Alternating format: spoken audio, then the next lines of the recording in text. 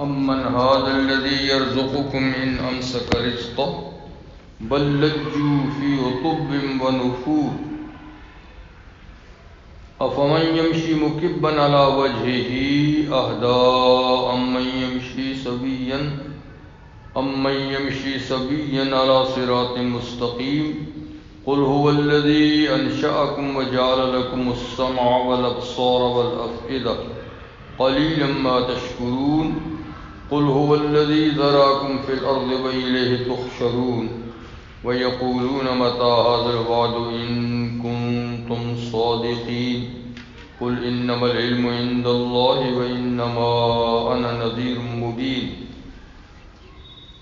فلما رأوه زلفة سيئت وجوه الذين كفروا وقيل هذا الذي كنتم به تدعون قل أرأيتم إن أهلكني الله ومن معي أو رحمنا فمن يجير الكافرين من عذاب أليم قل هو الرحمن آمنا به وعليه توكلنا فستعلمون من هو في ضلال مبين قل أرأيتم إن أصبح ماؤكم غورا فمن يأتيكم بماء معين الله رب العالمين صدق اللہ العظیم۔ سورۃ الملک کا دوسرا رکوع میں نے آپ کے سامنے بھی تلاوت کیا۔ پہلے رکوع میں حق تعالی شانہ کے بارے میں کہا کہ برکت دہندہ اللہ کی ذات ہے اور پوری کائنات کا کنٹرول اللہ تعالیٰ کے ہاتھ میں ہے۔ موت اور حیات اللہ نے پیدا کیے ہیں تاکہ لوگوں کو آزمائیں کہ اچھا عمل کون کرتے ہیں، اور پھر اللہ تعالیٰ نے آسمانوں کی تخلیق کا ذکر فرمایا اور پھر معاد کا بھی ذکر کیا کہ جو منکرین ہیں ان کو سخت مشکلات کا سامنا کرنا پڑے گا آخرت میں، اور جہنم ان پر بہت زوردار الفاظ سے ان کو پکارے گی، اور یہ کہ فرشتے بھی ان سے پوچھیں گے کہ کیسے آنا ہوا، تو وہ کہیں گے کہ ہمارے پاس کوئی نہیں آیا، پیغام دینے والا نہیں آیا۔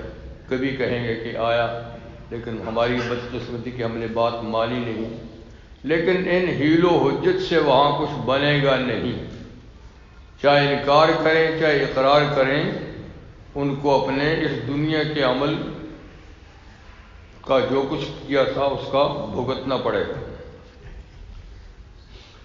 پھر اللہ تعالیٰ نے اپنے علم کا بھی ذکر فرمایا کہ تم آہستہ بولو یا زور سے، اللہ سب کچھ جانتا ہے اور وہ تو سینے کے راز سربستہ بھی جانتا ہے، اور جو کچھ خدا نے پیدا کیا ہے اللہ سب چیزوں کو دیکھتا بھی ہے اور باخبر بھی ہے۔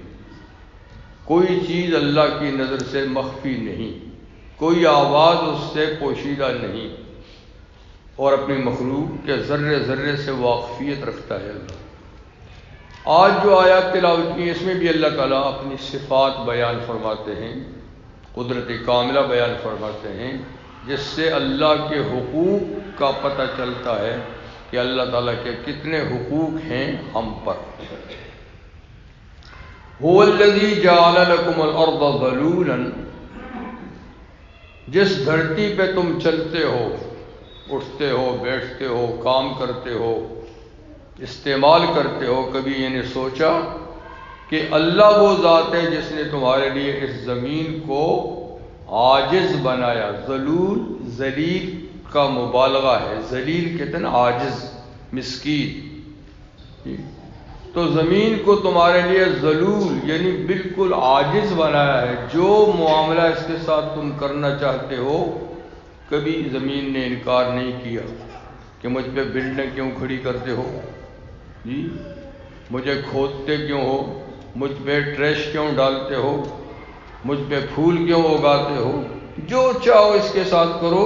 ذلولاً یہ تمہارے سامنے عاجز ہے، متواضع ہے۔ جب زمین متواضع ہے تو تمہیں پتہ ہے تم کس سے پیدا کیے ہو؟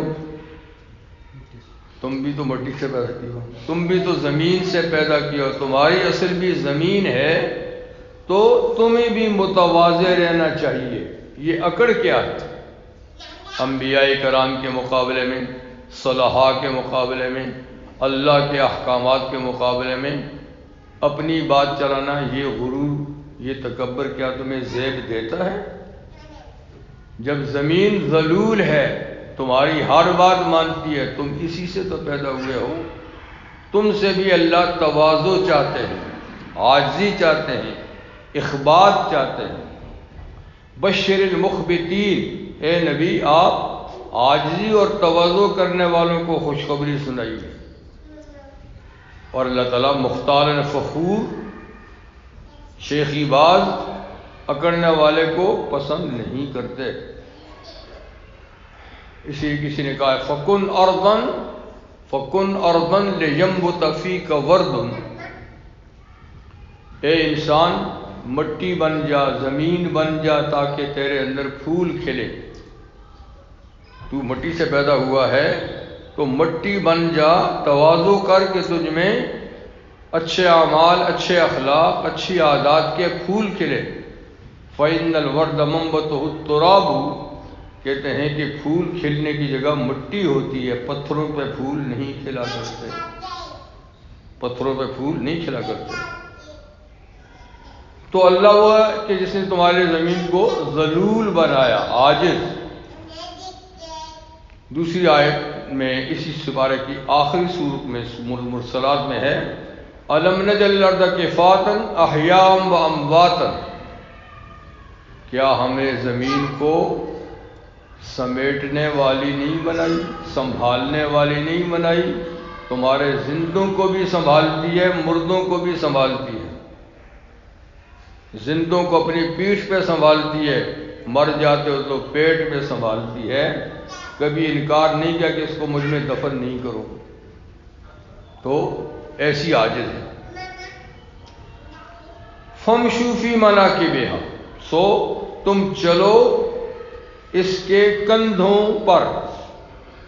مناکب منکب کی جمع ہے، کندھا، زمین کے کندھوں پہ چلو۔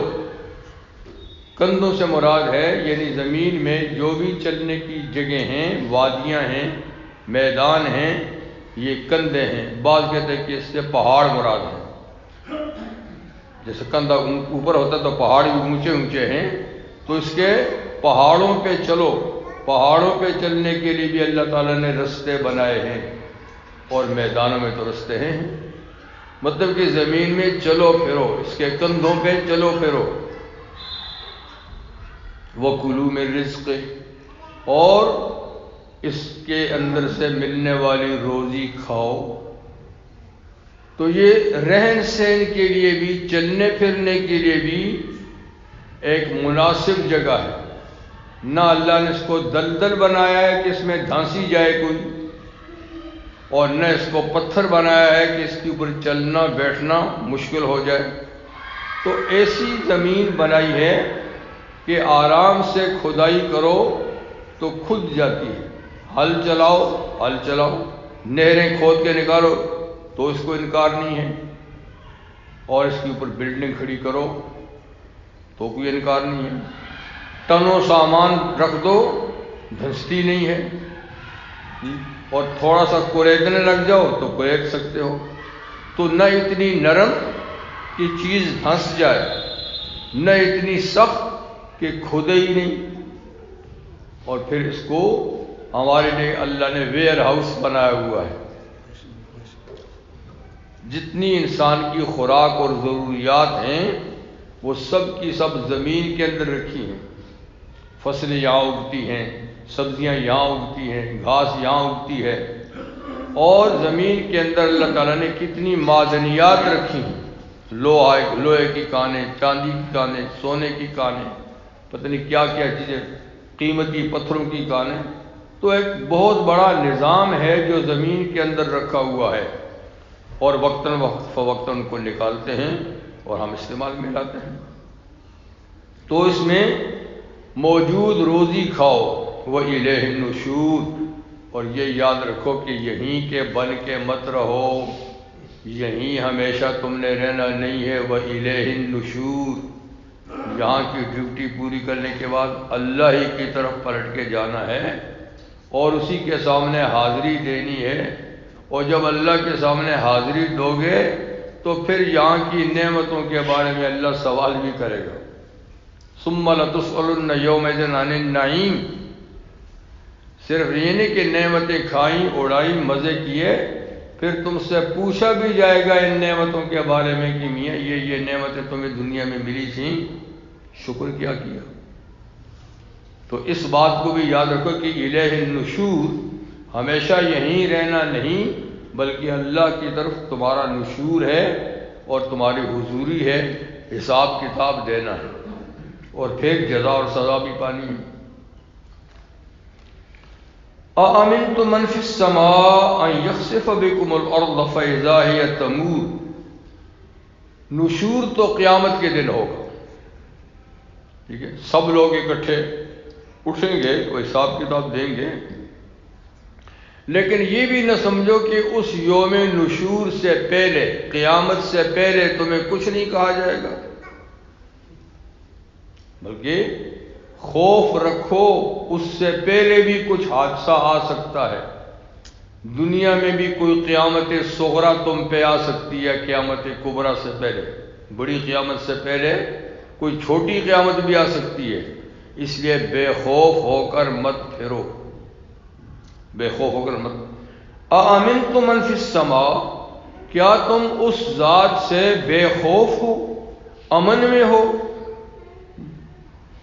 اس بات سے ان یخسف بکم الارض، کہ وہ کہیں تمہیں زمین میں دھسا نہ دے، اسی زمین پہ جس پہ تم چلتے ہو کہیں اس میں تمہیں دھسا نہ دے، یعنی خوف زدہ ہو کے رہو، دھس بھی سکتے ہو، بے خوف ہو کر مت رہو کہ ہمیں یہاں کوئی کچھ نہیں کہے گا، آگے کی بات وہ کہتے ہیں نا آگے کی دیکھی جائے گی، بھئی آگے کی تو دیکھی جائے گی لیکن یہاں بھی کچھ ہو سکتا ہے حادثہ، اور کہیں اللہ تمہیں یہیں پر دھسا ہی نہ دے زمین کے اندر، تم بے خوف ہو کر مت پھرو۔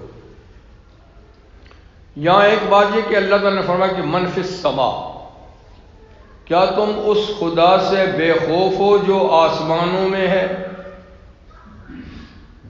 تو کیا اللہ تعالیٰ واقعی آسمانوں میں ہے؟ اللہ تعالیٰ زمین پہ ہے، آسمان پہ ہے، کہاں ہے؟ تو قرآن مجید کی ان آیات سے معلوم ہوتا ہے کہ اللہ کی نسبت آسمانوں یعنی اوپر بلندی کی طرف کی جائے، پستی کی طرف نہ کی جائے، جبکہ اللہ ہر جگہ ہے، اللہ اپنے علم اور قدرت کے لحاظ سے ہر جگہ ہے، پستیوں میں بھی ہے، بلندیوں میں بھی ہے، لیکن جب اللہ کی نسبت کی جائے اللہ کہاں ہے تو نسبت بلندی کی طرف کرنی چاہیے، یہ احترام کی بات ہے، احترام کی، ورنہ اللہ کے لیے کوئی خاص مسکن، کوئی خاص جگہ نہیں، خاص جگہ تو جسم کے لیے ہوتی ہے اور اللہ جسم سے پاک ہے، اس لیے قرآن مجید میں کبھی عرش کہا تھا کہ علی العرش استویٰ، اللہ عرش پر مستوی ہے۔ اب عرش جو ہے وہ صرف اوپر ہی تو نہیں ہے، عرش نے تو پوری کائنات کو گھیرے ہوئے ہے، ساتوں زمین آسمان سب عرش کے اندر ہے، عرش سب کو گھیرے ہوئے ہے، چاروں طرف ہے، تو اللہ عرش پر مستوی ہیں، اس کی بھی نسبت اوپر کی طرف کی ہے، نسبت تو آسمان کی نسبت بھی اوپر کی طرف ہے، تو نسبت ادب کی وجہ سے ہے، ورنہ یہ نہیں کہ کوئی خاص اللہ تعالیٰ کا ٹھکانہ ہے اس کی طرف منسوب کیا جائے، ایسی بات نہیں، کیونکہ سما کا لفظ آسمان کو بھی ہے اور ہر اوپر والی چیز کو سما کہتے ہیں، ہر بلندی کو، بادلوں کو بھی سما کہتے ہیں، چھت بھی سما ہے۔ ایک صحابی نے اپنی باندی کو کسی بات پہ ایک تھپڑ مار دیا تھا، تو وہ نبی کریم علیہ السلام کی خدمت میں حاضر ہوئی، روئی ہوئی، آپ نے صحابی کو بلایا، کیوں مارا اس کو؟ اس نے بتایا کہ اس وجہ سے مارا ہوگا۔ پھر حضور نے باندی سے پوچھا کہ تم بتاؤ اللہ کہاں ہے؟ اس نے کہا فی السماء، اللہ آسمان میں بلندی پر ہے۔ کہا میں کون ہوں؟ کہا آپ رسول اللہ، اللہ کے رسول ہیں۔ پھر حضور نے فرمایا کہ یہ مسلمان ہے، مومنہ ہے، دیکھو اللہ کو بھی جانتی ہے، مجھے بھی جانتی ہے، تو اس کو اب آزاد کر دو تم نے، یعنی جو قصور کیا، اس کو مارا ہے، اس کے کفارے میں اس کو اب آزاد کر دو۔ تو باندی نے کے سوال کا کیا کہا تھا باندی نے؟ فی السماء، اس لیے کہ قرآن میں جہاں بھی ذکر آتا ہے تو فی السماء کا آتا ہے، حالانکہ اللہ آسمانوں میں بھی ہے، زمین میں بھی ہے، دائیں بھی ہے، بائیں بھی ہے، ہر جگہ ہے، کیونکہ اس کے لیے کوئی خاص ٹھکانہ متعین نہیں کر سکتے۔ عرش کے بارے میں جیسا قرآن میں کہ اللہ تعالیٰ نے زمین و آسمان پیدا کیا اور پھر عرش پر مستوی ہوا، تو امام مالک رحمہ اللہ سے کسی نے پوچھا کہ اس کا کیا مطلب ہے؟ اللہ عرش پہ ہیں، اس کا کیا مطلب ہے؟ تو آپ نے بڑا قیمتی جواب دیا، فرمایا کہ اللہ کا عرش پر مستوی ہونا معلوم ہے، کیونکہ جیسے آیت ہے جو اس کا ترجمہ ہے، اس کا یہی مطلب ہے کہ اللہ تعالیٰ عرش پہ ہیں، یہ بات معلوم ہے۔ الاستواء معلوم والکیفیت مجہولۃ، لیکن اللہ عرش پر مستوی کیسے ہیں یہ معلوم نہیں ہے، یہ معلوم نہیں ہے۔ والسوال عنہ بدعۃ، اور کہا اس مسئلے میں پوچھنا بدعت ہے، یہ پوچھو بھی نہیں، جب کسی کو پتہ ہی نہیں کہ کس طرح ہے، تو کیفیت معلوم نہیں، استواء معلوم ہے، کیفیت معلوم نہیں، لہذا سوال نہیں کرنا چاہیے۔ تو یہ نازک مسئلہ ہے اور یہ مشتبہات میں سے ہے، ٹھیک ہے نا؟ یعنی جس کا لفظی معنی تو معلوم ہے لیکن حقیقت کا پتہ نہیں ہے کہ کس طرح، جیسے اللہ تعالیٰ کے ہاتھوں کا ذکر ہے پر کیسے ہیں، اللہ کے دیکھنے کا ذکر ہے پر کیسے دیکھتے ہیں، سننے کا ذکر ہے پر کیسے سنتے ہیں، تو اس کو کسی چیز پہ قیاس نہیں کر سکتے، قیاس نہیں کر سکتے، لیکن اللہ تعالیٰ بار اوپر ہے۔ تو کیا تم بے خوف ہو اس بات سے، اس ذات سے جو آسمانوں میں ہے، کہ وہ تمہیں دھسا دے زمین میں؟ یعنی بے خوف نہ رہو، وہ دھسا سکتا ہے۔ فَإِذَا هِيَ تَمُورُ، پھر یہ زمین اس وقت کیا کرے گی؟ جنبش کرے گی، حرکت کرے گی، پھٹ جائے گی اور تمہیں نگل لے، جب اللہ کا حکم آئے گا۔ اور یہ مال ڈراوا نہیں، ایسا ہوا، بارہا زمین نے لوگوں کو نگلا، دھسایا گیا۔ قارون کا واقعہ تو قرآن میں ہے جی، کہ ماں اپنے صرف پورے ساز و سامان سمیت اللہ نے اس کو زمین میں دھسا دیا۔ بخاری شریف میں ایک قصہ بھی ہے ایک نوجوان کا، کہ اس نے نیا لباس پہنا ہوا تھا، چادریں پہنے ایک اوپر ایک نیچے، تو جا رہا تھا، تو جاتے جاتے اس کو بڑا گھمنڈ سا ہوا کہ واہ کیسا کیسا لباس ہے میرا، تو کچھ اکڑ کے جانے لگا، چال اکڑ، تو اللہ تعالیٰ کو پسند نہیں آئی چال، زمین کو حکم دیا اس کو دھسا لے۔ حضور نے فرمایا وہ اب تک دھنستا جا رہا ہے اور قیامت تک دھنستا رہے گا۔ یہ اور بات ہے کہ کبھی مہلت دیتے ہیں اللہ تعالیٰ، جلدی نہیں پکڑتے، لیکن کبھی اسی وقت جرم کی سزا بھی دیتے ہیں۔ تو نوجوان نکل گیا اس کو زمین کہ اب کتنے دنیا میں زلزلے آتے ہیں، لوگ دب جاتے ہیں، زمین نکل لیتی ہے۔ برسوں پہلے الجزائر میں پورا شہر 12,000 کی آبادی ساری کی ساری دب گئی۔ ہمارے ہاں لاہور کے قریب فیروز پور جگہ ہے، دن دہاڑے زلزلہ ایسا آیا کہ پورا اسکول بچوں سمیت غائب ہو گیا، اور کچھ نہیں، آس پاس کی آبادی نہیں، اسکول میں بچے پڑھ رہے تھے اور زمین پھٹی، پورا اسکول بچوں سمیت دھنس گیا۔ اور زلزلے میں جو کچھ ہوتا ہے وہ تو آپ کو پتہ ہی ہے، بڑے بڑے دنیا میں زلزلے آئے، کتنے لوگوں کو نہیں گئی۔ تو دھنسنے کے واقعات کئی ہوئے اور کئی ہوں گے۔ قرب قیامت میں تو حضور نے فرمایا کہ بہت زلزلے آئیں گے، بہت زلزلے آئیں گے، اور جگہ جگہ زمین دھنسے گی۔ اور ایک آخری قیامت کی بڑی نشانیوں میں سے، آخری بڑی نشانیوں میں سے ایک نشانی یہ ہے کہ 3 جگہ زمین پھٹے گی، بہت بڑی دراڑ پڑے گی، بہت بڑی جگہ زمین کی دھنسے گی، ایک مشرق میں، ایک مغرب میں، ایک مڈل ایسٹ میں۔ یہ بڑی آخری نشانیوں میں سے، پتہ نہیں وہ کیسا واقعہ ہوگا۔ ام امنتم من فی السماء ان یرسل علیکم حاصبا، یا تم بے خوف ہو اس ذات سے جو آسمانوں میں ہے، یعنی اللہ، کہ وہ کہیں بھیج دے تم پر پتھروں کی بارش۔ حاصب پتھر، یعنی تمہیں اس سے بھی بے خوف نہیں ہونا چاہیے کہ زمین میں تمہیں دھسا دے، اس سے بھی بے خوف نہ ہو جائے کہ آسمان سے پتھروں کی بارش تم پہ برسے۔ اور قیامت کی نشانیوں میں سے یہ بھی حضور نے فرمایا کہ ایک وقت ایسا آئے گا کہ لوگوں پہ پتھر برسیں گے جیسے برس چکے ہیں۔ قوم لوط پہ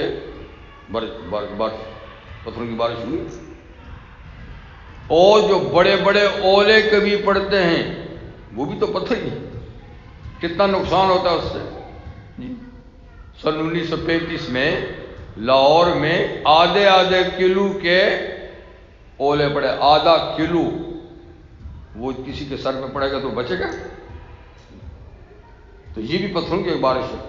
تو مطلب ہے کہ اللہ تعالیٰ پتھروں کی بارش بھی برسا سکتا ہے تمہارے اوپر، تم بے خوف ہو کے زمین پہ مت چلو۔ دھسا بھی سکتا ہے، بے خوف ہو کے مت چلو، اکڑ کے نہ چلو، تواضع سے چلو۔ فَسَتَعْلَمُونَ كَيْفَ نَذِيرٌ، تو پھر تم جان لو گے کیسا ہے میرا ڈرانا۔ جب پتھروں کی بارش برسے گی تو پتہ چلے گا کہ میرا ڈراوا کیسا تھا۔ فرمایا کہ تاریخ میں دیکھ لو یہ واقعات ہوئے۔ وَلَقَدْ كَذَّبَ الَّذِينَ مِنْ قَبْلِهِمْ، اور البتہ تکذیب کی، جھٹلایا ان لوگوں نے جو ان سے پہلے گزرے ہیں، آل مکہ سے پہلے جو گزرے ہیں قومیں، جنہوں نے ہمارے انبیاء کرام کو جھٹلایا۔ فَكَيْفَ كَانَ نَكِيرٌ، تاریخ اٹھا کر دیکھو کیسا ہوا ہمارا سزا دینا ان قوموں کو، ان قوموں پہ کیسا عذاب آیا، کیسا ان کو صفحہ ہستی سے ہم نے مٹا دیا۔ تو یہ ماض دھمکانا یا ڈرانا نہیں، ایسے واقعات ہو چکے ہیں۔ جی اس کے بعد اللہ تعالیٰ پھر اپنی قدرت کاملہ کا ذکر فرماتے ہیں۔ اولم یروا الی الطیر، کیا ان لوگوں نے ہماری قدرت معلوم کرنے کے لیے فضا میں اڑتے پرندوں کو نہیں دیکھا؟ یہ فضا میں اڑتے ہوئے پرندوں کو نہیں دیکھا؟ دن میں کتنی پرندے اڑتے آپ دیکھتے ہیں، اسی سے ہماری قدرت کا اندازہ لگاؤ ان کو کون اڑاتا ہے۔ اولم یروا الی الطیر، کیا انہوں نے دیکھا نہیں پرندوں کو؟ فوقہم، اپنے اوپر، صافات و یقبض، کہ پر کھولے ہوئے چلتے ہیں اور پر سکیڑ کے بھی چلتے ہیں۔ یعنی جب پرندے اڑتے ہیں تو پر کھول کر پر ہلاتے ہوئے جاتے ہیں، اور کبھی کبھی جوڑ لیتے پھر بھی نہیں گرتے۔ چلو یعنی وہ کھلے ہوئے اور ہوا سے نہیں گر رہے، لیکن کبھی وہ سکیڑ بھی تو دیتے ہیں، تو تب تو گرنا چاہیے۔ تو اب کشش، ثقل، یہ کوئی چیز اوپر جائے تو وہ نیچے ہی کو آتی ہے، ثقیل چیز، وزنی چیز نیچے آتی ہے، زمین کھینچتی ہے اس کو، لیکن یہی پرندے ہیں جو ثقیل ہیں اور فضا میں اڑتے ہوئے جاتے بھی ہیں بڑی تیز رفتاری سے، ٹھیک ہے، اور کبھی پروں کو ملا بھی دیتے ہیں تب بھی وہ نہیں گرتے، ورنہ ہر چیز جو اوپر جائے گی تو نیچے گرے گی۔ تو یعنی تم بتاؤ ان کو فضا میں چلاتا کون ہے، اور جب پر سکیڑتے ہیں تو روکتا کون ہے؟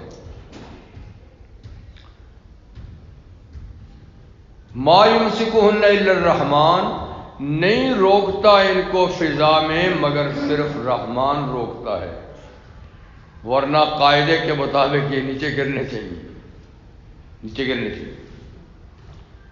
انہ بکل شیء بصیر، بے شک اللہ تعالیٰ ہر چیز کو دیکھنے والے ہیں۔ تو ہر چیز میں یہ پرندے بھی ہیں چھوٹے بڑے جو فضا میں معلق رہتے ہیں اور چلتے ہیں۔ انسان نے بھی پرواز پرندوں سے سیکھی ہے، انسان نے بھی پرواز، آج ماشاءاللہ ہمارے پرندے بھی ہزاروں آدمیوں کو لے کر اڑتے ہیں، سامان کو بھی لے کر اڑتے ہیں۔ یہ کہاں سے سیکھا ہے؟ یہ پرندوں سے سیکھا۔ سب سے پہلے آدمی نے جب پرواز کا شوق ہوا پرندوں کی طرح تو اس نے بھی اپنے ساتھ پر باندھے تھے، پر باندھے اور اس نے کوشش کی، لیکن وہ کوشش کامیاب نہیں ہو سکی، آخر وہ گرا اور مر گیا بیچارہ۔ لیکن ہمت نہیں ہاری، دوسرے تیسرے کرتے کرتے کرتے 800 سال کی محنت کے بعد آپ کا طیارہ تیار ہوا۔ 800 سال اس میں لوگ یہ پرندوں کے پر باندھ کے فٹ 2 فٹ 4 فٹ گز 2 گز تک پرواز کرتے تھے، لیکن مسلسل محنت کے بعد آخر طیارہ تیار ہو گیا، اور اب تو ماشاءاللہ طیارے ہی طیارے ہیں فضا میں۔ تو یہ کس سے سیکھا؟ پرندوں سے سیکھا۔ پرندوں کو کس نے سکھایا؟ اللہ نے سکھایا، ان کے استاد کو اللہ۔ سمندر میں تیرتے ہوئے جاتے ہیں، کس سے سیکھا؟ مچھلیوں سے سیکھا۔ ان کو کس نے سکھایا؟ اللہ نے سکھایا۔ مچھلی کے پاؤں نہیں ہیں جس پہ دوڑے، پیٹ، پانی پر پیٹ سے کتنی تیز بھاگتی ہیں پانی سے، اور خشکی میں بھی آپ کو پتہ نا سانپ کتنا تیز بھاگتا ہے، پاؤں کوئی نہیں ہے، پیٹ کے بل جاتا ہے۔ کیڑے مکوڑے تو اللہ تعالیٰ نے سورہ نور میں بیان فرمایا ہے کہ اللہ تعالیٰ نے کچھ ایسے جانور پیدا کیے ہیں جو 2 پاؤں پہ چلتے ہیں، انسان ہے، پرندے ہیں 2 پاؤں ہیں، کچھ ہیں جو 4 پاؤں پہ چلتے ہیں، چوپائے، اور کسی کے سے بھی زیادہ ہوتے ہیں، اور کسی کو اعلیٰ بطن پیٹ کے بل چلاتا ہے، پیٹ کے بل چلاتا ہے، جیسے سانپ بچھو وغیرہ۔ تو اللہ قادر ہے۔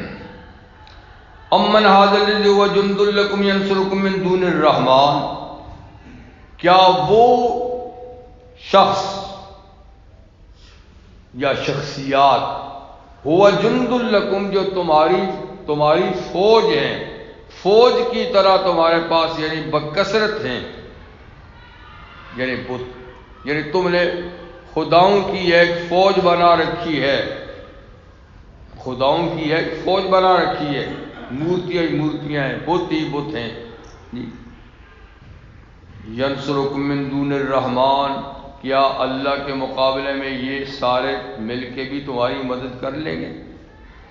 یعنی بت پرستوں سے خطاب ہے کہ جن ہستیوں کو تم نے اللہ کے سوا سفارشی اور ناجی بنا رکھا ہے، اور ان کی تعداد فوجوں کی طرح ہے، ہندوؤں کے یہاں پتہ نہیں کتنے خدا ہیں، دوسری قوموں کے بھی کتنے ہیں، تو کیا یہ اللہ کے مقابلے میں تمہاری مدد کریں گے؟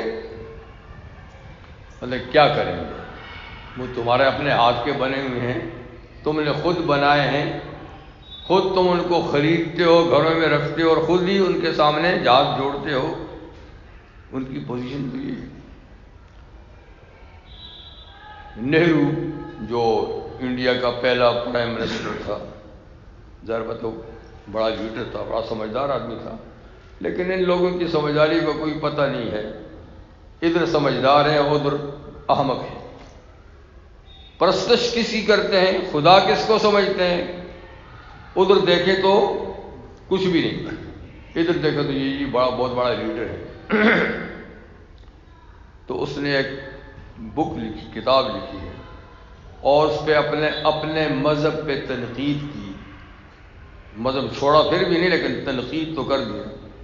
کہتا ہے کہ ہمیں افسوس ہے اپنے مذہب پر کہ ہمارے خدا جاپان سے بن کے آتے ہیں یا یورپ سے بن کے آتے ہیں۔ افسوس، بھئی افسوس ہے، تمہیں اتنا جانتے ہو کس نے بنایا، کون سی فیکٹری میں تیار ہوا اور کون سی دکانوں پہ آیا اور تم نے خریدا، افسوس یہ چھوڑا تو تم نے نہیں ہے نا، آخر دم تک تم ان کی پوجا کرتے ہی رہے ہو۔ تو حقیقت ہے، کون نہیں جانتا کہ ان مورتیوں میں کیا رکھا ہے، جو اپنے ہاتھ سے بناتے ہیں، ان کی حفاظت کرتے ہیں، ٹوٹ پھوٹ ہو جائے تو خود اس کی مرمت کرتے ہیں، لیکن اس طرح سے مت ماری جاتی ہے، کوئی سمجھ میں نہیں آتی۔ کتنے بڑے بیرسٹر ہیں، جج ہیں، سیاستدان ہیں، سائنسدان ہیں، لیکن پھر مندر میں جا کر انہی کے سامنے ڈنڈورا پیٹتے ہیں۔ تو اللہ فرماتا ہے کہ یہ جو تم نے لشکر رکھا ہوا ہے، خداؤں کا ایک لشکر رکھا ہوا، کیا یہ اللہ کے مقابلے میں تمہیں بچائیں گے؟ ان الکافرون الا فی غرور، نہیں ہے یہ کافر لوگ مگر محض دھوکے میں پڑے ہوئے ہیں، بڑے دھوکے میں پڑے ہوئے ہیں، احمق بیوقوف۔ امن ھذا الذی یرزقکم من ان امسک رزقا، یا وہ ذات جی جو تمہیں روزی دیتا ہے، جو تمہیں، یہ تو تمہیں کچھ بھی نہیں دیتے، جو تمہیں روزی دیتا ہے، ان امسک رزقا، اگر وہ اپنی روزی دینا بند کر دے تو بتاؤ، وہ اپنی روزی دینا بند کر دے تو بتاؤ کون دے گا؟ امن ھذا الذی یرزقکم، یا وہ ذات جو تمہیں روزی دیتا ہے، ان امسک رزقا، اگر وہ اپنی روزی دینا بند کر دے، روک دے، تو جواب کیا ہے؟ یعنی کون دے گا؟ ظاہر بات ہے کون دے گا؟ زمین اللہ کی، بادل بارشیں اللہ کی، اگر وہ اپنی بارش کو روک لے، قحط پڑ جائے، زمین مر جائے گی، پیداوار کے قابل نہیں رہے گی، ٹھیک ہے، فصلیں آ جائیں لیکن وہ بارش روک دے، گرمی سے آئی ہوئی فصلیں تباہ اور برباد ہو جائے گی، بارش زبردست اور زور کی برسات ہے، تیار فصلیں ضائع ہو جائیں گی، تو زمین اس کی، آسمان اس کا، بارشیں اس کی، ہوائیں اس کی، موسم اس کے، اگر وہ روزی دینا بند کر دے تو تم بتاؤ کہاں سے روزی ملے گی؟ بل لجوا فی عتو و نفور، لیکن لوگ عجیب ہیں، کھاتے کسی کا ہیں، گاتا کسی کا ہیں، کھاتا کسی کا ہیں اور گاتے کسی اور کا ہیں۔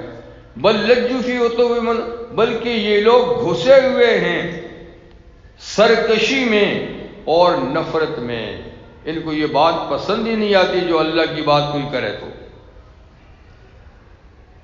منہ چڑھاتے ہیں، حالانکہ کھاتے اس کا ہے، اس کی فضا میں سانس لیتے ہیں، اس کی زمین پہ رہتے ہیں، اس کی گرمی، دھوپ سے گرمی حاصل کرتے ہیں، سب کچھ خدا کی نعمتیں ہیں، لیکن گن گاتے کس کا ہیں؟ فلاں کا اور فلاں کا اور فلاں کا ہے۔ یہ الٹے لوگ ہیں، ان کی کھوپڑی الٹی چلتی ہے۔ افمن یمشی مکبا علی وجہہ اہدی امن یمشی سویا علی صراط مستقیم، کیا وہ شخص جو الٹا چلتا ہے اپنے منہ کے بل، الٹا چلتا ہے سر کے بل، وہ زیادہ ہدایت پہ ہے یا وہ جو چلتا ہے سیدھا سیدھے رستے پہ، چلتا بھی سیدھا ہے پاؤں کے بل اور رستہ بھی بالکل سیدھا ہے، وہ ہدایت پر ہے، یا جو الٹا چلتا ہے سر کے بل وہ ہدایت پہ ہے؟ یعنی فیصلہ تم خود کرو۔ تو جتنے کافر ہیں یہ الٹا چل رہے ہیں، سر کے بل چل رہے ہیں، اہل ایمان پاؤں کے بل چل رہے ہیں اور چل بھی رہے ہیں صراط مستقیم پر۔ تو دونوں برابر کیسے ہیں؟ دونوں برابر نہیں۔ نبی کریم صلی اللہ علیہ وسلم کا ارشاد گرامی ہے کہ کافر لوگ ابھی تو خیر پاؤں پہ چلتے ہیں، لیکن قبروں سے جب اٹھیں گے حشر کے دن، قیامت کے دن قبروں سے جب اٹھیں گے تو کافر جتنے ہیں یہ سر کے بل چلیں گے، سر کے بل چلیں گے۔ تو صحابہ نے پوچھا کہ حضور سر کے بل کیسے چلیں گے؟ سر کے بل کیسے چلیں گے؟ آپ نے فرمایا جو پاؤں کے بل چلا سکتا ہے وہ سر کے بل بھی چلا سکتا ہے۔ جو پاؤں کے بل چلا سکتا ہے وہ سر کے بل بھی چلا سکتا ہے، اور یہ ان کو سر کے بل چلائے گا اللہ محشر کے میدان تک۔ ہاں حشر کے میدان میں جب پہنچیں گے پھر پاؤں پر کھڑے ہو جائیں گے، لیکن اس وقت تک قبر سے الٹے جائیں گے، اس لیے کہ یہ دنیا میں الٹے چلے تھے، دنیا میں الٹے چلے تھے، وہاں واقعی ان کو اللہ الٹا چلائے گا۔ تو کافر یہاں بھی در حقیقت الٹا ہی چلتے ہیں، گو کہ ہمیں وہ نظر آتے ہیں کہ پاؤں کے بل چلتے ہیں، ٹھیک ہے جی۔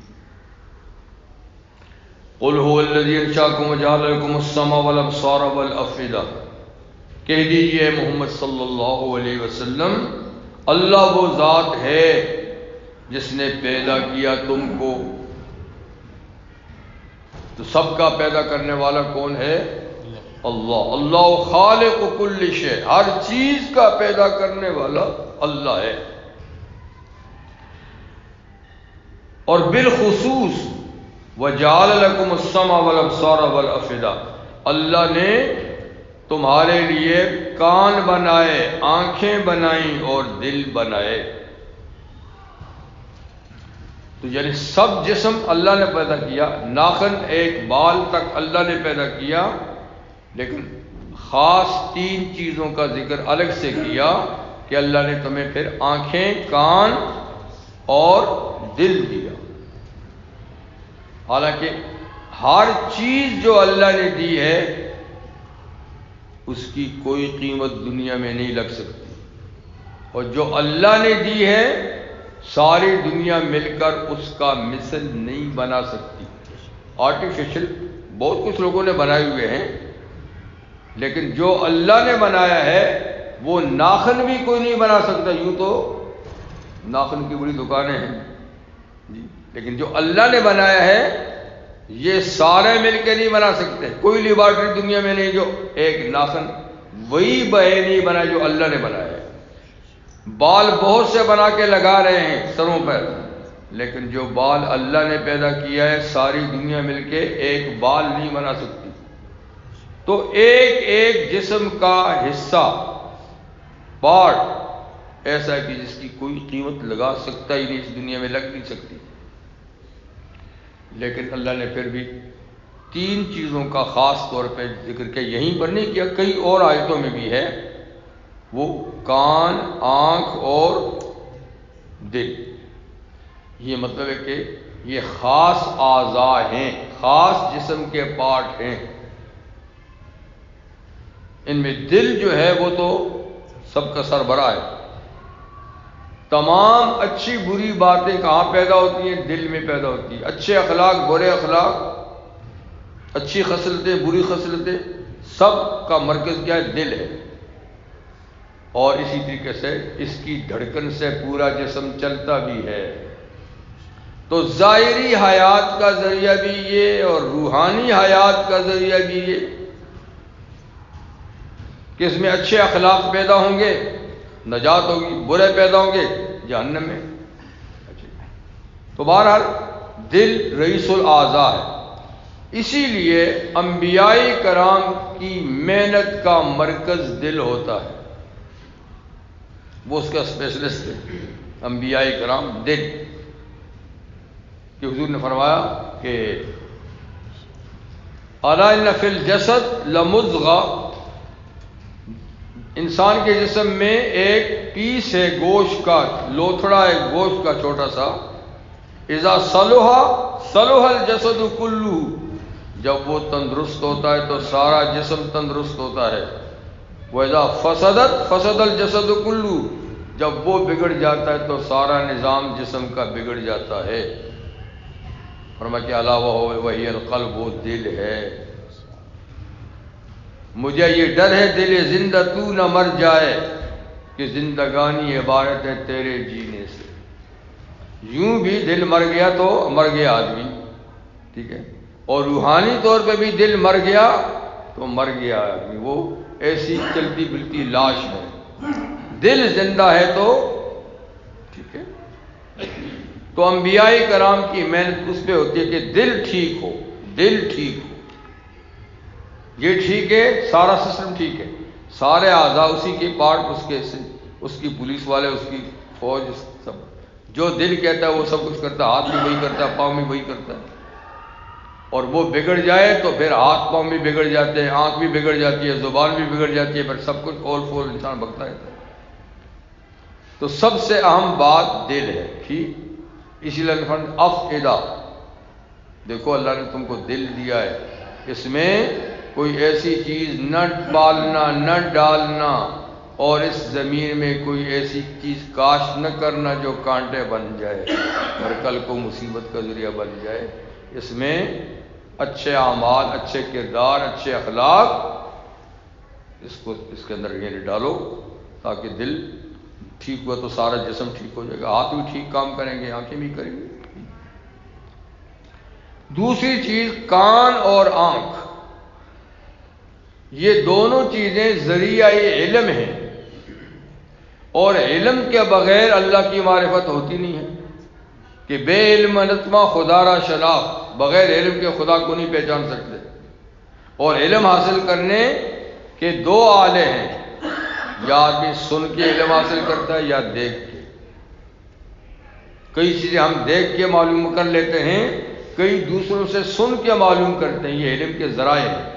تو مطلب ہے کہ جیسے سورہ نحل میں اللہ نے فرمایا ہے کہ اللہ نے تمہیں ماں کے پیٹ سے اس حالت میں نکالا تھا، لا تعلمون شیئا، تم کچھ بھی نہیں جانتے تھے، بالکل ان پڑھ تمہیں اللہ نے پیدا کیا تھا، کچھ بھی نہیں جانتے تھے، لیکن وَجَعَلَ لَكُمُ السَّمْعَ وَالْأَبْصَارَ وَالْأَفْئِدَةَ، علم تو دے کے تمہیں نہیں بھیجا، لیکن علم حاصل کرنے کے اسباب اللہ نے مشین تمہیں لگا کے دی، کان، آنکھ اور دل، کان، آنکھ اور دل۔ تو یہ علم کے اسباب ہیں، یا سن کے، یا دیکھ کے، یا سوچ کر، سوچ دل میں ہوتی ہے، تو اس سے علم حاصل ہوتا ہے۔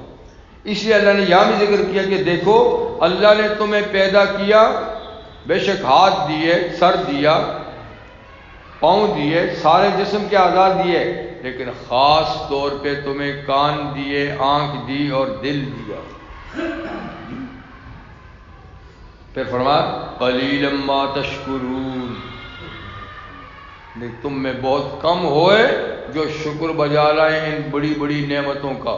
کتنی بڑی نعمتیں دی، بہت کم ہیں جو شکر ادا کریں، پرواہ ہی نہیں ہے کیا چیزیں اللہ تعالیٰ نے دی ہیں۔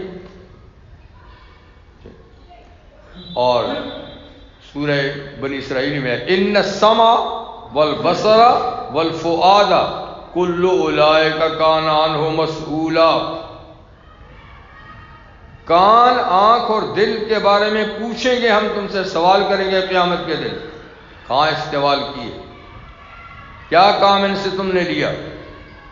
یہ نہیں کہا کہ ہاتھ سے کیا کیا اور پاؤں سے کیا کیا اور فلاں سے کیا کیا، ان کے بارے میں پوچھیں کہ کیا کیا، کہاں استعمال کیے۔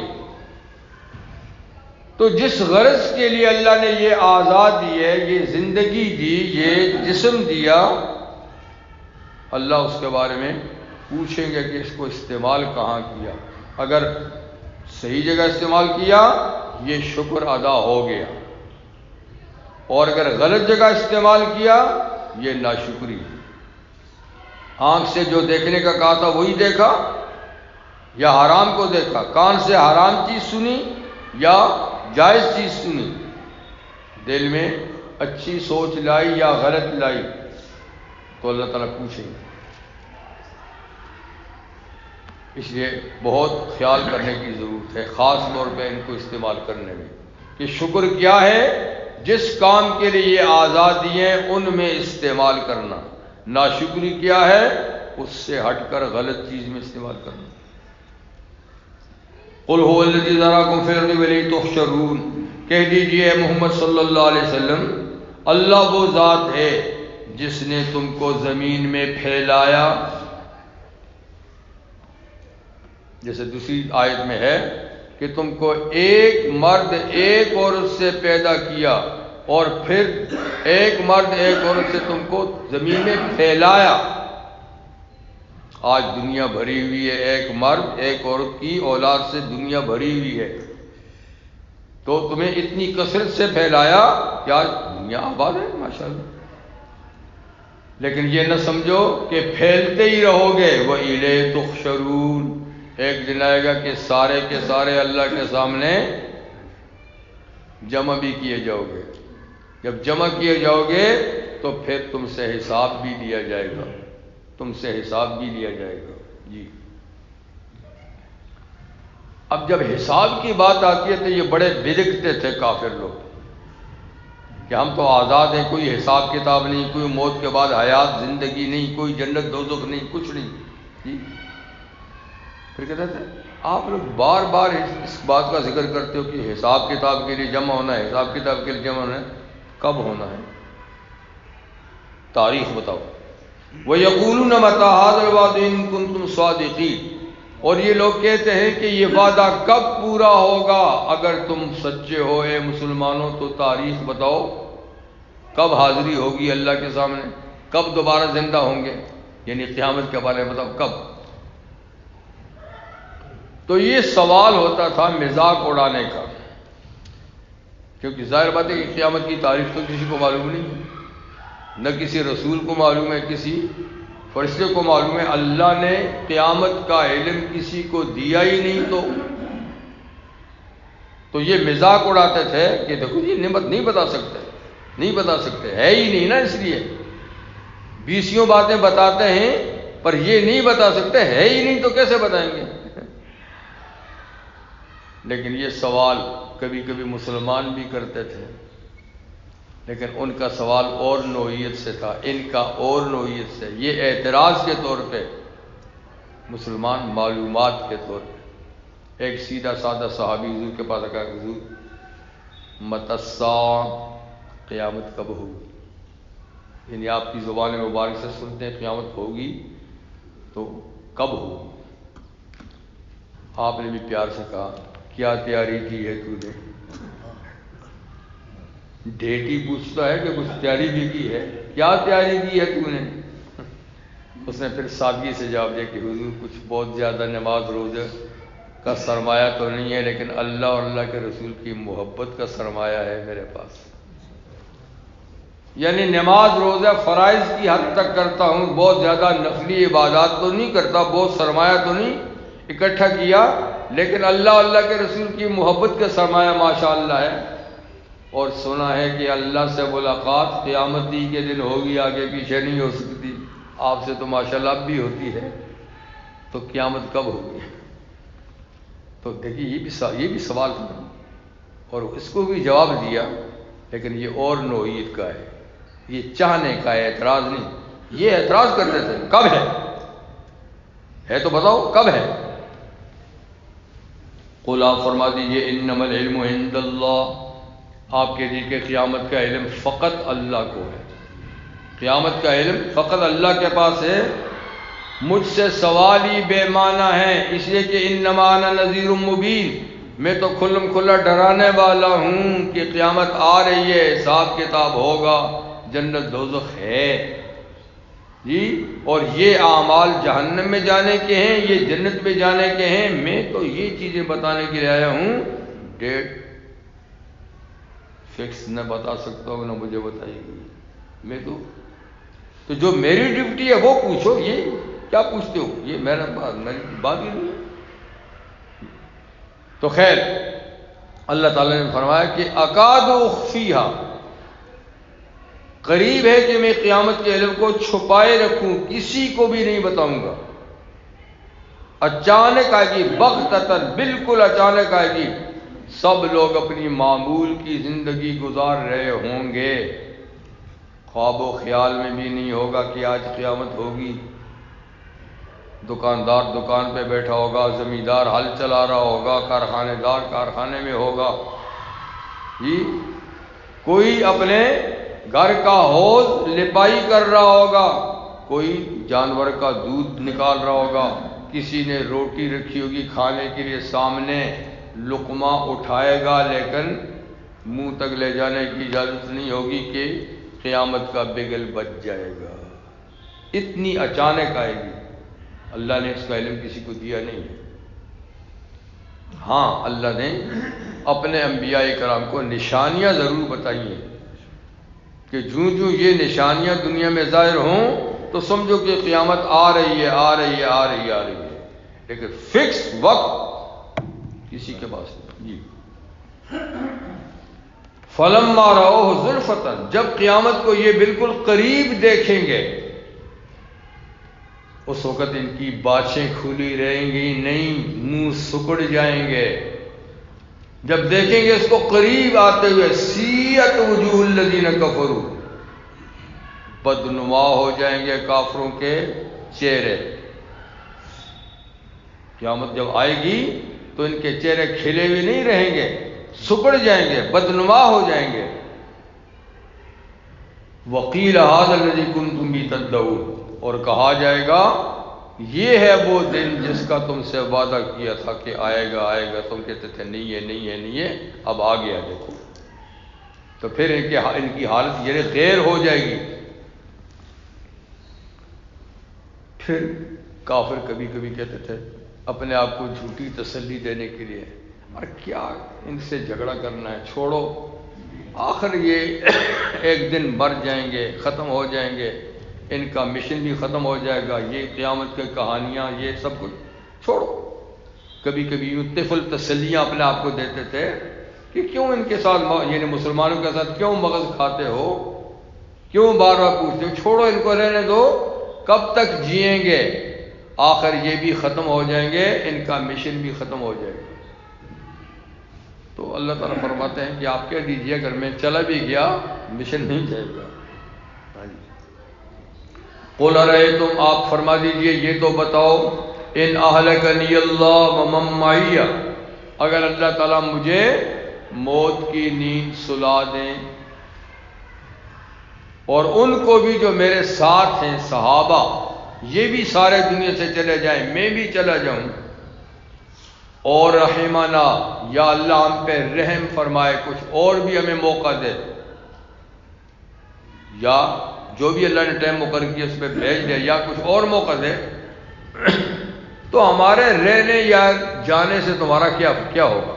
فَمَن يُجِيرُ الْكَافِرِينَ مِنْ عَذَابٍ أَلِيمٍ، کافروں کو کون بچائے گا عذاب علیم سے؟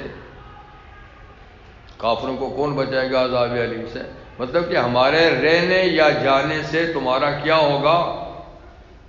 اگر ہم پہلے چلے جائیں یا بعد میں چلے جائیں، اس سے کوئی تمہارا بن جائے گا؟ تم کوئی عذاب علیم سے بچ جاؤ گے؟ تمہیں اپنی فکر کرنی چاہیے، ہم رہیں نہ رہیں اللہ کا پیغام یہ تو رہے گا۔ آخری آیت نے 2 آیتیں ہیں، قُلْ هُوَ الرَّحْمَنُ آمَنَّا بِهِ، آپ ان سے کہہ دیجئے تم مانو یا نہ مانو، تمہاری خوش قسمتی ہے، مانو، نہ مانو تو بدنصیبی ہے، مانو یا نہ مانو، آمنا بھی، ہم تو رحمان پہ ایمان لائے، ہم تو دھڑلے سے کہتے ہیں، ڈنکے کی چوٹ کہتے ہیں، هو الرحمن، وہ رحمان ذات ہے، آمنا بھی، ہم اس پہ ایمان لائے، وعلیہ توکلنا، اور تم ایڑی چوٹی کا زور لگا دو ہمارے خلاف، ہم نے اسی پہ بھروسہ کیا ہے، اسی پہ توکل کیا ہے جی، اسی پر ہم کام کر رہے ہیں۔ فَسَتَعْلَمُونَ مَنْ هُوَ فِي ضَلَالٍ مُبِينٍ، تم ان قریب جان لوگے کہ کون ہے کھلی ہوئی گمراہی میں۔ کیونکہ یہ بھی کہتے تھے نا، دیکھو یہ لوگ مسلمانوں کو کہتے تھے یہ گمراہ ہے، ان سے رستہ غلط ہو گیا، انہوں نے اپنی دنیا برباد کر دی ادھار پر، کہتے جنت ملے گی، حوریں ملیں گی، یہ ہوگا وہ ہوگا جی، نمازیں جا کر پڑھو، نہ کماتے ہیں نہ یہ کرتے نہ وہ کرتے، اپنی دنیا کی زندگی انہوں نے گنوا دی، غلط رستے پہ چل پڑے ہیں۔ کہتے ہم بڑے سیانے ہیں، سمجھدار ہیں، دیکھو نا ہم نے کوٹھیاں بنا لی ہیں، ملیں بنا لی ہیں، نوکر چاکر ہیں، باغات ہیں، جائیدادیں ہیں، اور یہ ادھار پہ بیٹھے ہوئے، تو کہتے یہ گمراہ ہیں، غلط رستے پہ ہیں۔ تو اللہ تعالیٰ فرماتے ہیں کہ آپ ان سے کہتے ہیں بہت جلدی پتہ چل جائے گا کہ کھلی ہوئی گمراہی میں کون ہے، تم غلط رستے پہ تھے، یہی ہے۔ قل ارأیتم، آپ یہ بھی کہہ دیجئے، یہ تو بتاؤ، ان اصبح ماؤکم غورا فمن یاتیکم بماء معین، اگر تمہارا یہ پانی سطح زمین پہ جو بہہ رہا ہے، کنویں سے جو نکل رہا ہے، چشموں سے جو ابل رہا ہے، یا دریاؤں ندیوں میں جو بہہ رہا ہے، اگر یہ گہرائی میں چلا جائے، زمین کے اندر نیچے چلا جائے، تو کیا کرو؟ یعنی یہ سسٹم تو اللہ کا ہے، پانی کا، آب پاشی کا، کہ اس نے کچھ پانی جما کر پہاڑوں کی چوٹیوں پہ رکھا ہوا ہے، وہاں سے سرک سرک کے زمین کی رگوں میں آتا ہے، کہیں زیادہ آتا ہے تو اوپر سے بہتا ہے دریا کی شکل میں، کہیں تھوڑا کم ہے تو وہ چشموں کی صورت میں ابلتا ہے، اور کہیں اور گہرا تو تم کچھ کھدائی کر کے کنویں کی شکل میں نکال لیتے ہو۔ یہ آب پاشی کا نظام تو اللہ کا مقرر کیا ہوا ہے، سہولتیں تمہارے لیے، کہیں بہت گہرائی ہے کہیں کم گہرائی ہے، لیکن زمین میں کہیں، اگر یہ پانی خدا خشک کر دے زمین میں اور بھی نیچے دھسا دے، کیونکہ زمین تو چوستی ہے پانی، سب چلا جائے، تو یہ بہتا ہوا چشمے کا پانی تازہ تازہ کون تمہیں دے گا؟ یہ تو بتاؤ، یہ سوال ہے ویسے۔ تو اسی لیے اس آیت کے اختتام پر سنت ہے کہ کیا کہیں؟ اللہ رب العالمین۔ اللہ آیت نہیں ہے مگر سنت ہے کہ اس کے آخر میں یہ کہنا چاہیے کہ اللہ رب العالمین ہی دے سکتا ہے اور کوئی نہیں دے سکتا۔ اگر وہ پانی کو گہرائی میں لے جائے وہی اوپر لا سکتا ہے اور کوئی نہیں لا سکتا، ٹھیک ہے؟ ظاہر بات ہے کہ یہ نظام اللہ کا ہے۔ اب دنیا میں اللہ تعالیٰ نے یہ پانی کے دیکھیں کسی جگہ کتنا وافر پانی ہے کہ چاروں طرف پانی ہی پانی ہے، جزیرے ہی جزیرے ہیں، ایسی جگہ بھی ہیں، کہیں اس سے کم ہے کہیں اس سے کم ہے، کہیں صحرا ہے، میلوں میلوں تک، سینکڑوں میلوں تک، ہزاروں میل تک پانی کا نام و نشان نہیں، اور گہرائی میں پانی کی قدر وہاں ہے جہاں گہرائی میں ہے پانی۔ ہمارے ملک میں تو ماشاءاللہ بافر ہے، کوئی پرواہ ہی نہیں ہے، اس لیے بے دردی سے استعمال بھی ہوتا ہے، حالانکہ حضور نے فرمایا ہے کہ پانی کا استعمال ضرورت سے زیادہ مت کرو، جن اعضاء کو 3 دفعہ دھونا سنت ہے کا 3 ہی دفعہ دھو، چوتھی دفعہ مت دھو۔ کسی نے زیادہ دھویا، پانی استعمال کیا تو فقط سا و ازلم، اس نے ظلم کیا، زیادتی کی۔ علماء نے لکھا ہے کہ نہر کے کنارے پہ بھی وضو کرو تو بھی پانی اتنا ہی استعمال کرو جتنا کرنے کا حکم ہے۔ حضور 1 کلو پانی سے وضو کرتے تھے، 3.5 کلو سے غسل کرتے تھے، اسی کہ عرب میں پانی کی قلت ہے، آج بھی پانی کی قلت ہے، اتنے وسائل کے باوجود وہاں تیل آسان ہے، پانی مہنگا ہے۔ کہیں ایسی جگہ بھی نہیں، لیکن کہیں ایسا ہے کہ وہاں ماشاءاللہ پانی کے بہتات ہیں۔ تو اللہ کی نعمت کو جتنا بھی استعمال کریں تو اتنا کریں کہ وہ نعمت کی قدر رہے، نعمت کی قدر رہے، کیا وہ چیز زیادہ ہے یا کم ہے۔ جلالین شریف تفسیر کی کتاب ہے، قرآن مجید کی مختصر تفاسیر میں ہے، وہ 2 مصنفین نے لکھی ہے، اتفاقاً دونوں کا نام ہے جلال الدین، دونوں کا۔ آدھی ایک نے لکھی تھی، ان کا انتقال ہو گیا، پھر آدھی دوسرے نے لکھ کے مکمل کی، وہ بھی جلال الدین، یہ بھی جلال الدین، لیکن جنہوں نے پہلے لکھی تھی وہ جلال الدین محلی ہیں، اور جنہوں نے بعد میں لکھی وہ جلال الدین سیوطی ہیں رحمہم اللہ۔ تو عجیب بات یہ بھی ہے کہ جنہوں نے پہلے لکھی تھی تو انہوں نے شروع سے نہیں لکھی، سورہ فاتحہ کی تفسیر لکھی اور پھر 15ویں سپارہ یعنی سورہ کاف سے آگے لکھی، سورہ کاف سے آخر تک۔ پہلا حصہ رہ گیا، پھر ان کا انتقال ہو گیا، تو پھر پہلا حصہ مکمل کیا جلال الدین سیوطی نے، لیکن آپ فرق محسوس نہیں کریں گے کہ یہ 2 آدمیوں کی لکھی ہوئی ہے، ایسی لکھی ہے کہ جیسے ایک ہی نے لکھی ہے، اس طرح انہوں نے۔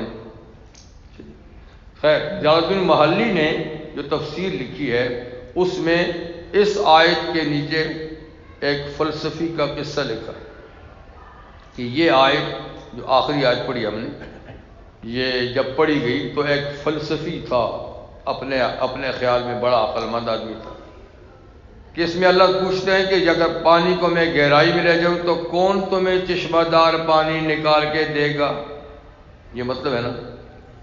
تو اس نے اکڑتے ہوئے کہا ہمارے پاس مشینری ہے، جتنا پانی بھی گہرائی میں چلا جائے گا ہمارے پاس مشینری ہے اور ہم اس کو وہاں سے نکال لیں گے، اس میں کون سی بڑی بات ہے۔ کہتے اس میں بڑے غرور تکبر، تو کبھی اللہ تعالیٰ پھر فوری طور بھی پکڑ لیتے ہیں، کا اسی وقت اس کی آنکھوں کا پانی نکل گیا، تو وہاں سے تو نکالے گا، اب اس کو ذرا نکال کے بتا۔ دونوں آنکھوں سے اندھا ہو گیا، پانی اس کا نکل گیا، اور بتایا کہ آپ اس کو نکال کے لا، پہلے یہ چشمے پہلے نکال پھر اس کو نکال۔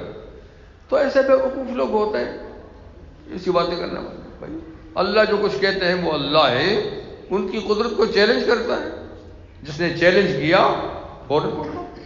جیسے وہ نوجوان اکڑ کے جا رہا تھا تو کہا زمین کو کس کو لے کر نیچے چلی، ورنہ کتنے اکڑتے ہوئے دنیا میں پھرتے ہیں، اللہ تعالیٰ کچھ نہیں کہتے، ان کو ملک دیتے ہیں۔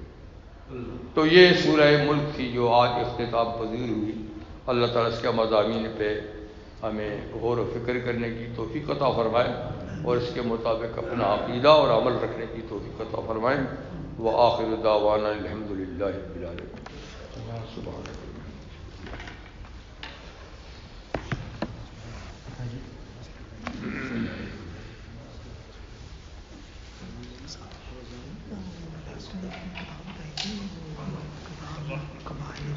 القبائر، مگر وہ عربی میں ہے، عبد المخن ٹرانسلیشن نہیں ہے میرا خیال، کتاب عربی ہے۔ اس کی میں ٹرانسلیشن